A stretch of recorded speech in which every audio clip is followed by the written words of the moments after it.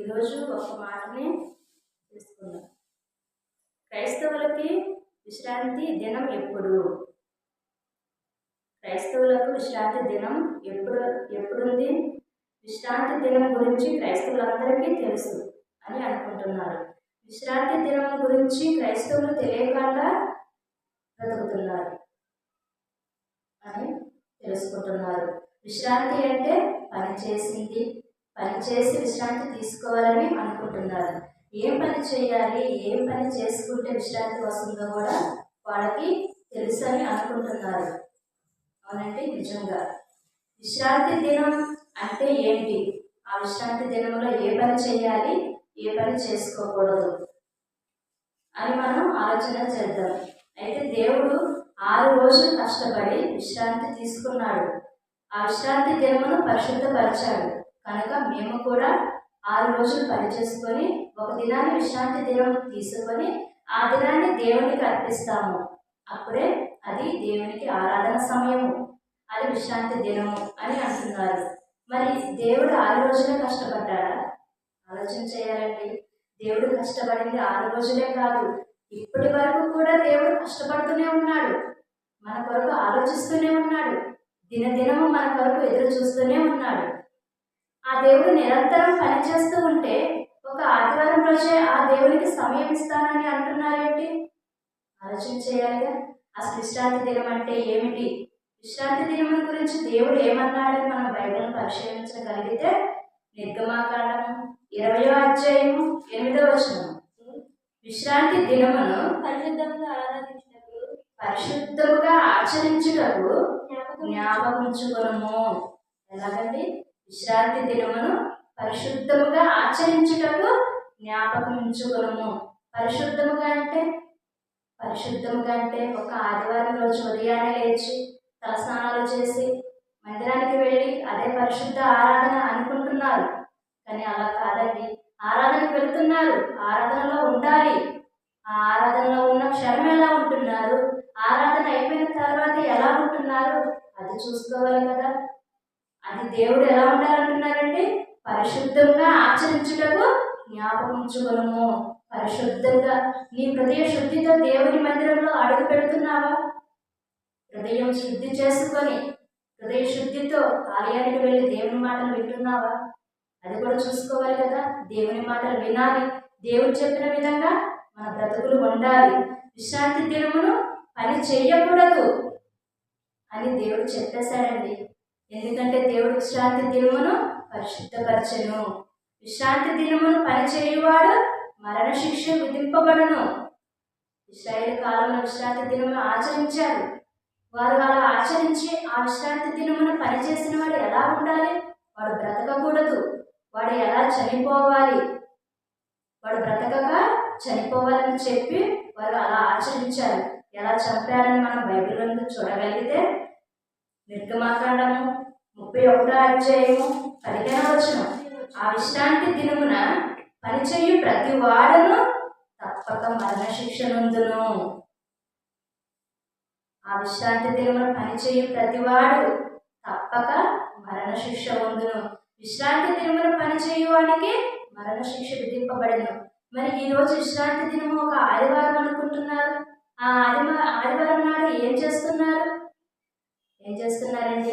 1 గంట 2 గంటలు లేదా ఒక 3 గంటలు మందిరానికి వెళ్ళి వచ్చి వారి పనులు చేసుకుంటున్నారు. అలా పనులు చేసుకుంటూ విశ్రాంతి దినాన్ని ఆచరిస్తున్నాము అంటున్నారు. ఎంత పని అయినా సరే విశ్రాంతి దినమున పని చెయ్యకూడదు. చేసిన వారు మరణ శిక్ష నందును. అంటే వాడు ఇంకా బ్రతకకూడదు అని దేవుడు చెప్పాడు. వాళ్ళు ఇశ్రాయేలీయులు అలా చేశారు, వాళ్ళు అలా ఆచరించారు. మరి నేడున్న క్రైస్తవులైన వారు విశ్రాంతి దినమును ఎలా ఆచరిస్తున్నాడో మనం చూడాలండి. ఎలాగైతే పని చేస్తున్నారు, ఎలాగైతే వారి కష్టం చేసుకొని విశ్రాంతి దినాన్ని ఆచరిస్తున్నారో, విశ్రాంతి దినాన్ని ఎలాగా జరుపుకుంటున్నారో, విశ్రాంతి దినము తర్వాత ఏం చేయాలని దేవుడు చెప్పాడో ఈ మాటలన్నీ మర్చిపోయారు. ఒక విశ్రాంతి దినానికి ఆదివారానికి అంకితమైపోయారు. కానీ ఆదివారం తర్వాత వచ్చే రోజుకి దేవుని పని అంటే ఏంటో తెలియలేకుండా పోయింది. ప్రతి దినము ప్రతి క్షణము ప్రతిరోజు దేవుడు నా పని చేయాలని దేవుడు చెప్పాడండి.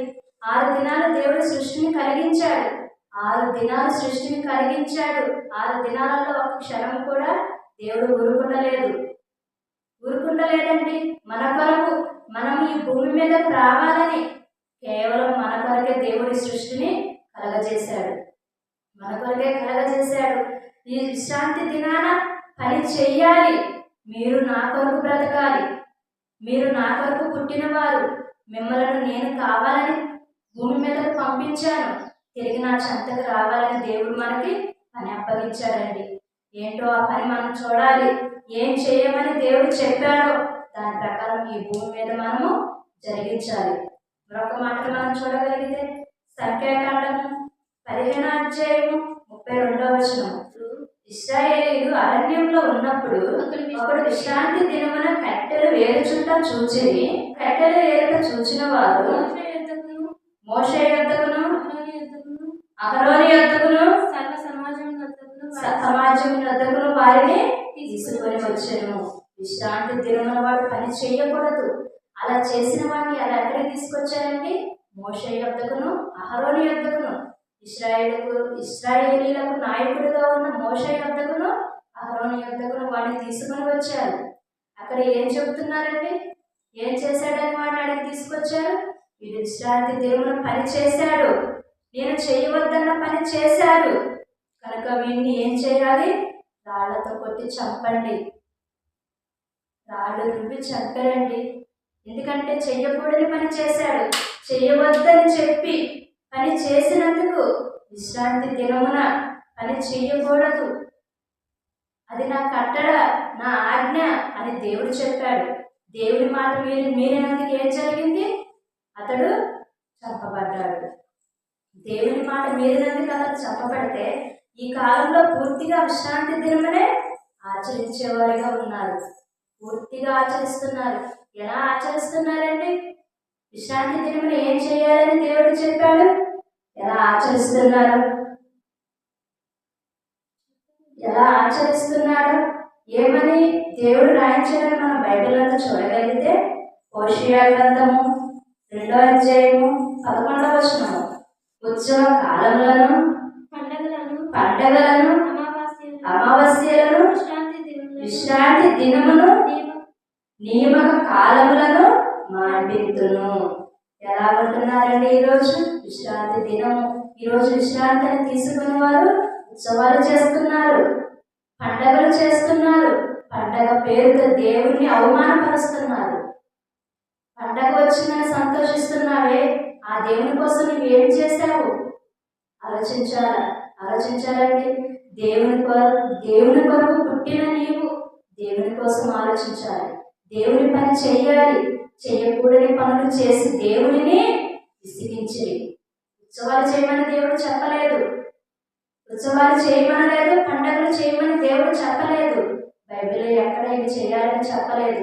నా కొరకు నువ్వు సువార్తను ప్రకటించు. దేవుని మాట, నా మాటలు నా పిల్లలైన వారందరికీ చెప్పు అని దేవుడు చెప్పాడు. దేవుడు చెప్పిన మాటను వినక దేవునికి విసుగు వచ్చేటట్టు చేశారు. అందుకే ఇశ్రాయేలులకు ఇచ్చిన విశ్రాంతి దినమును మాన్పించేస్తాను. ఇశ్రాయేలు కాలానికే విశ్రాంతి దినం అయిపోతే నేనున్న క్రైస్తవులకు విశ్రాంతి దినం ఉందా? ఆలోచించండి. అప్పుడే విశ్రాంతి దినం లేదని అంటున్నారు. మరి ఈరోజు విశ్రాంతి దినం ఏంటి? యేసుక్రీస్తు వారు సువార్త చేస్తున్న కాలంలో, యేసుక్రీస్తు వారు సువార్త కోసం వెళుతున్నప్పుడు శిష్యులు ఏం చేశారు? మరి ఆనాడు విశ్రాంతి దినం ఉందా? యేసుక్రీస్తు వారి కాలానికి వచ్చేసరికలనే విశ్రాంతి దినం లేదండి. విశ్రాంతి లేకుండా పని చేయాలి అని దేవుడు చెబుతున్నాడు. ఆ మాటను మనం చూడగలిగితే మార్కు సువార్త 2వ అధ్యాయము 23వ వచనము. మరియు ఆయన విశ్రాంతి దినమున పంట చేలలో బడి వెలుచుండగా శిష్యులు మార్గమున సాగిపోవచ్చు వెన్నులు త్రుచుచుండేవి. మరి విశ్రాంతి దినమున పని చేయకూడదని చెప్పాడు కదండి.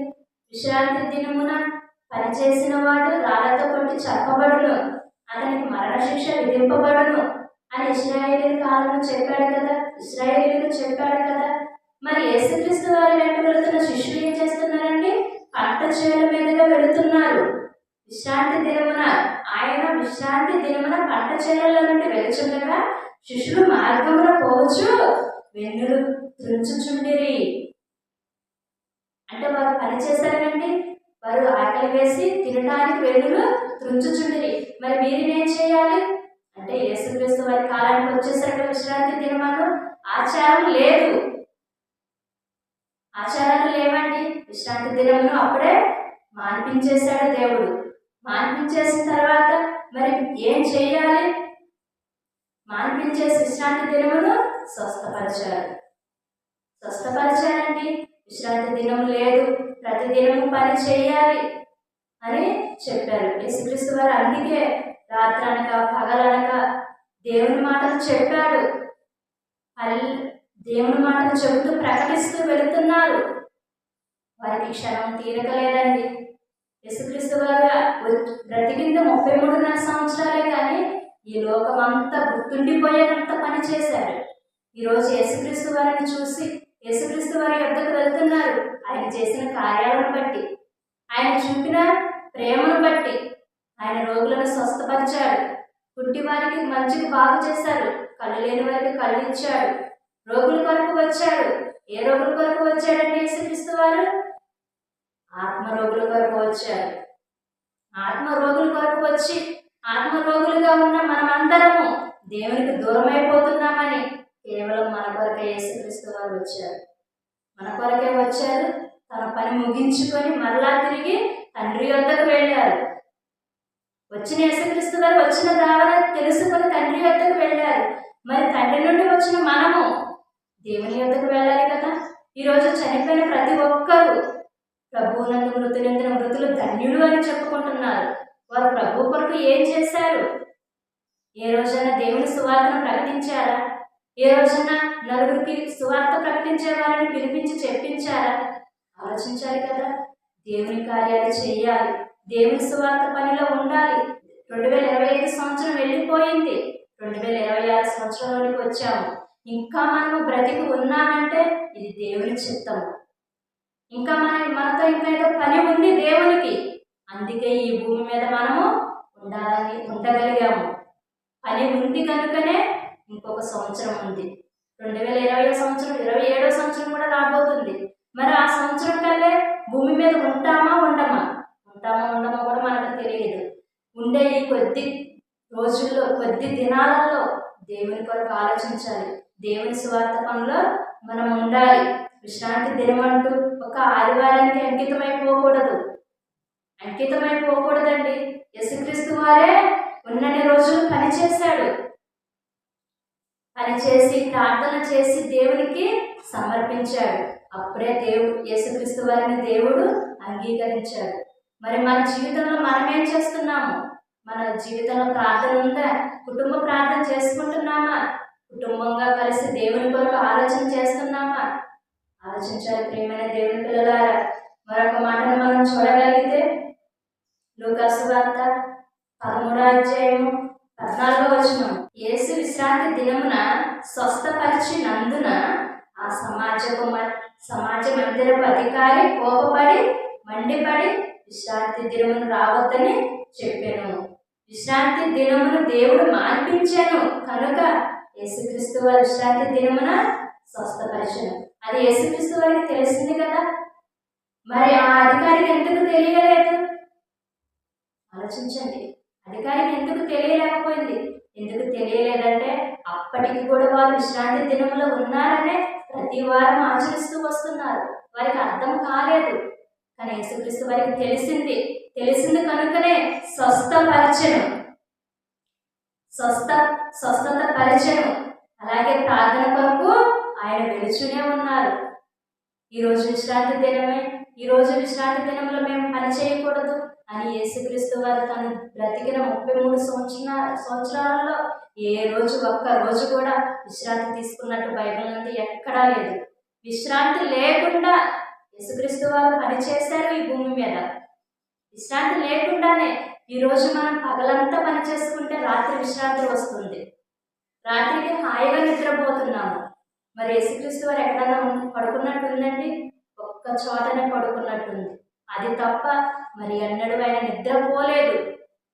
యేసుక్రీస్తు వారే కాదండి, తండ్రి అయిన దేవుడు కూడా ఆయన నిద్రపోకుండా దినమెల్లా మన కొరకు ఎదురు చూస్తున్నారు. పరిశుద్ధాత్మ దేవుడు కూడా ఎప్పుడు నీవు మారు మనసు పొందుతావా, ఏ రోజు నీవు మారు మనసు పొంది బాప్తిసం తీసుకుంటావా, ఆ రోజు కొరకు పరిశుద్ధాత్మ దేవుడు కూడా ఎదురు చూస్తున్నాడు. బాప్తిసం తీసుకున్న వెంటనే నీలోనికి రావాలి, నీలోనికి వచ్చి నిన్ను పరిశుద్ధంగా బ్రతికించాలి. పరిశుద్ధంగా నీ ప్రవర్తన ఉండేటట్టు పరిశుద్ధాత్మ దేవుడు చేస్తాడు. కనుక ప్రియమైన దేవుని పిల్లలారా, విశ్రాంతి దినమును దేవుడు మాన్పించేశాడండి. విశ్రాంతి దినము లేదు. విశ్రాంతి దినం అనేది లేదు కనుకనే ప్రతిరోజు మనం పని చేయాలి. విశ్రాంతి దినం అనేది యేసుక్రీస్తు వారు వచ్చేసరికే లేదు. అది ఇశ్రాయేలును ఈ రోజున క్రైస్తవులకు కూడా లేదు. ఈ రోజున క్రైస్తవులకు కూడా విశ్రాంతి దినం లేదు. 6 దినాలు పనిచేసి 7వ దినమున విశ్రాంతి దినము చేసినారు. ఇప్పుడు విశ్రాంతి దినము లేదు. మరి విశ్రాంతి దినము లేదు కానీ పని ఎలా చేయాలి అని ప్రశ్న వేసుకోవాలి కదండి. విశ్రాంతి దినం అనేది లేదంటున్నారు, మరి పని ఎలా చేయాలి? పని ఎలా చేయాలో, ఎప్పుడెప్పుడు పని చేయాలని మనం బైబిల్ను అడగగలిగి పరిశీలించగలిగితే 2 తిమోతిలకు రాసిన పత్రిక 4వ అధ్యాయము 2వ వచనం, వాక్యమును ప్రకటించుము, సమయమందును అసమయమందును ప్రయాసపడుము, సమయమందును అసమయమందును ప్రయాసపడుము, వాక్యమును ప్రకటించుము. ఈ రోజు మనకు దేవుడిచ్చిన ఆజ్ఞ వాక్యాన్ని ప్రకటించడము, అంతేగాని విశ్రాంతి దినాన్ని ఆచరించడము కాదు. ప్రతిరోజు విశ్రాంతి దినం అనేది లేదు. ప్రతిరోజు కష్టపడాలి. కష్టపడి పని చేసుకుంటున్నాము, మన సొంత పనులు ఎలాగో చేసుకుంటున్నామో దేవుని కొరకు కూడా కష్టపడాలి. అలా కష్టపడిన వారికే దేవుడు విశ్రాంతిని ఇస్తానంటున్నాడు. ఆ విశ్రాంతి ఎక్కడుందండి? పరలోకంలో ఉంది. ఈరోజు చనిపోయిన ప్రతి ఒక్కరు కూడా పాతాళ లోకానికి వెళ్ళిపోతున్నారు, ఆరని అగ్నిలోనికి దిగిపోతున్నారు. ఆలోచించాలి ప్రియమైన దేవుని పిల్లలారా. ఈరోజు మనం బ్రతికున్నామంటే మారే అవకాశాన్ని దేవుడు ఇంకా ఇస్తున్నాడు. ఇకనైనా నా కుమార్తె మారుతుంది, ఇకనైనా నా కుమారుడు మారుతాడు అని దేవుడు ఎదురు చూస్తున్నాడండి.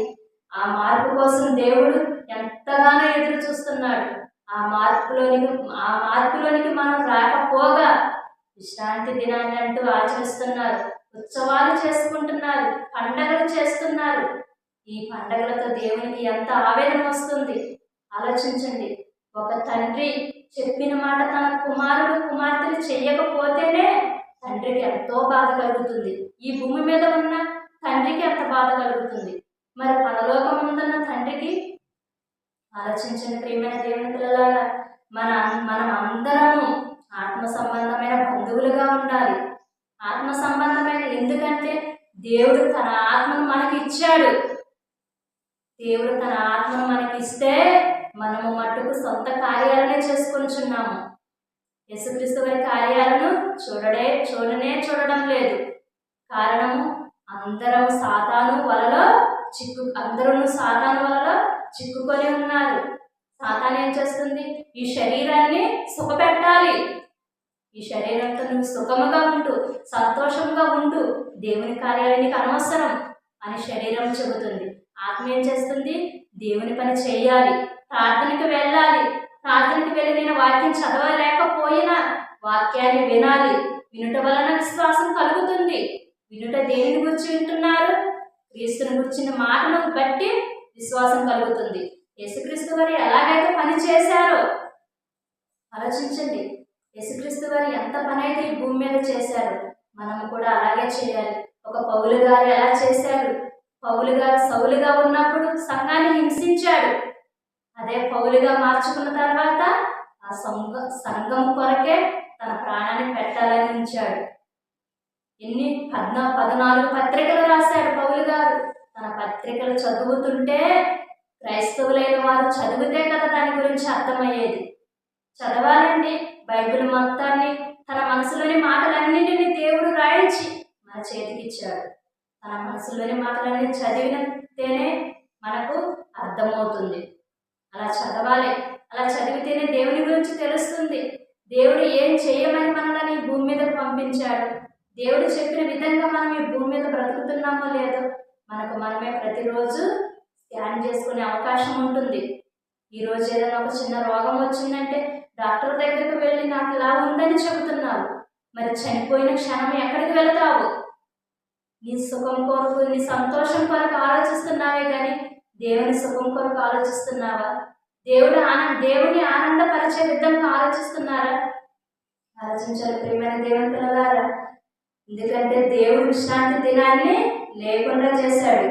యోహాను సువార్త 5:17-18 అయితే యేసు నా తండ్రియు ఇదివరకు పని చేయుచున్నాడు, నేను చేయుచున్నానని వారికి ఉత్తరం ఇచ్చాను. అంటే తండ్రియు పనిచేశాడు, యేసుక్రీస్తు వారు కూడా పనిచేశారు. వారే పనిలో ఉన్నప్పుడు మరి మాకు ఏ పని లేదండి, మేము సంతోషంగా ఉండాలండి, మేము కూలి పనికి వెళ్ళి డబ్బులు సంపాదించుకొని ఇలా బ్రతికితే చాలండి అని అనుకుంటున్నారు. మరి మీరు నమ్మిన యేసుక్రీస్తు వారు కూడా పనిచేశాడు కదా. మనం నమ్ముకున్న యేసుక్రీస్తు వారు పనిచేశాడు.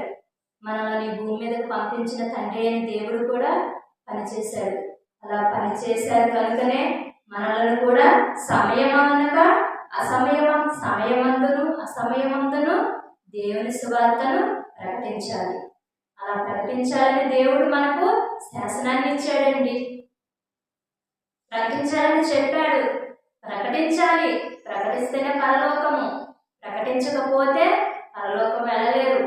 ఈ భూమి మీద ఉన్నంత కాలము బాధపడి ఈ శరీరాలతో చనిపోయిన తర్వాత కూడా ఇదే శరీరంతో బాధపడదామా? అలా కాదులండి. అలా ఉండకూడదనే దేవుడు ప్రతి మాటను రాయించి ఇచ్చాడు. దేవుడు రాయించిన మాటను, దేవుడు రాయించిన బైబిల్ ప్రకారం ఉన్నట్టుగా చదివితే దాని వెనుకున్న భావం ఏంటో అర్థమవుతుంది. దేవుని మనసులో ఎంత వేదన, ఆ వేదన ఉందో కూడా అర్థమవుతుంది ప్రియమైన దేవుని పిల్లలారా. ఎందుకంటే ఈ భూమి మీదకి వచ్చిన ప్రతి ఒక్కరికి పని ఉంది కనుకనే ఇన్ని సంవత్సరాలు మనం బ్రతికి ఉన్నాము. ఈరోజు పసిబిడ్డలు మొదలుకొని ఎందరో చనిపోతున్నారు. వారికి కొద్ది కాలం వరకే ఇచ్చాడు దేవుడు, వారికి కొద్ది సమయం వరకే ఇచ్చాడు. మనకి ఇంత సమయం ఇచ్చాడంటే మనకి మరింత పని ఉంది. ఆ పని ఏంటండి? సువార్త పని అండి. రాజ్య సువార్తను ప్రపంచమంతటను ప్రకటించాలి. సువార్త పని దేవుని గురించి చెప్పాలి. సువార్త అనగా యేసుక్రీస్తు వారి మరణ, సమాధి, పునరుత్థానము. ఆయన చనిపోయి తిరిగి లేచారు. మనము కూడా చనిపోయి తిరిగి లేస్తాము. ఇది బైబిల్ చెప్పిన సత్యము. చనిపోయిన ప్రతి మనిషికి బ్రతుకు ఉంది. ఆ బ్రతుకు ఎక్కడుందో బైబిల్ చెబుతుంది. ఆ బ్రతుకు ఎలా ఉంటుందో కూడా బైబిల్ చెబుతుంది. దేవుని కార్యాలు చేసి దేవుని సువార్త పనిలో ఉండి చనిపోతే పరదేశంలో నెమ్మది పొందుతారు. దేవుని కార్యాలు చేయక ఈరోజు ఎంతమంది చనిపోతున్నారు. వారందరూ ఎక్కడున్నారండి? వేదనకరమైన స్థలంలోనికి వెళ్ళారు. అక్కడ అగ్ని ఆరదు, ఆత్మకు చావు లేదు. అలాంటి లోకానికి వెళ్ళిపోతారా? లేదండి, అలాంటి లోకానికి వెళ్ళిపోకూడదు. ఈరోజు ఒక గంట సేపు ఎండలో కాలితేనే తట్టుకోలేము. మరి యుగాల ఆరని అగ్నిలో ఎలా కాలుతారు? అలా ఉండకూడదంటే వాక్యాన్ని చదవాలి. వాక్యం చెప్పేది ఎవరని ఆలోచించకూడదు. బైబిల్లో ఉన్నది ఉన్నట్టు చెబుతున్నారా లేదని తెలుసుకోవాలి.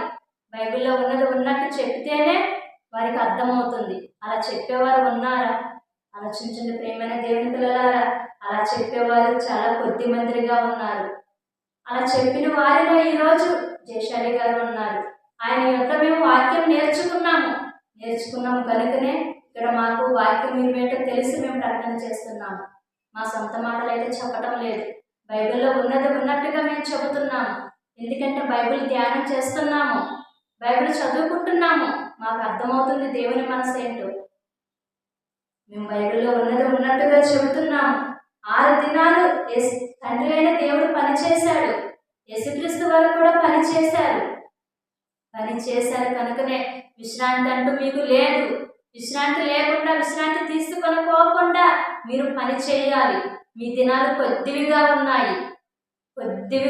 ఈ దినాలలో దేవుని కార్యాలు చేస్తేనే ఆ దేవుడు పరలోకాన్ని ఇస్తాడు. మొదటిగా చనిపోతే విశ్రాంతి తీసుకుంటాము, పరదేశంలో నెమ్మది పొందుతాము. యేసుక్రీస్తు వారి రాకడ ఆలస్యం అయితే, లేదా యేసుక్రీస్తు వారు ఈ క్షణమే వస్తే మన పరిస్థితి ఏంటి ఆలోచించాలి. ఎక్కడికి వెళతాది నీ ఆత్మ? ఈ శరీరంతో కలిసి ఎక్కడికి వెళ్ళిపోతావు? ఆలోచించుకోవాలండి. ఆలోచించుకోవాలే కానీ ఆచరించుకోకూడదు. విశ్రాంతి దినాన్ని దేవుడు లేకుండా చేశాడు. విశ్రాంతి దినము తీసుకుని ఒక వారం రోజులు మీ పని చేసుకొని ఆదివారం ఒక్కరోజు దేవునికి ఇవ్వటం కాదు. మన పని చేసుకోవాలి, దేవుని పని కూడా చెయ్యాలి. అలా చెయ్యాలని చెప్పి దేవుడు బైబిల్ నందు మన కొరకు రాయించడం జరిగింది. కనుక ప్రియమైన దేవుని పిల్లలారా, విశ్రాంతి దినం అంటూ క్రైస్తవులకి ఏదీ లేదు. సమయమనకను అసమయమందును దేవుని పని చెయ్యాలి. అలా దేవుని పని అందరూ చేయాలని చెబుతూ నా ఈ మాటలు ముగిస్తున్నాను.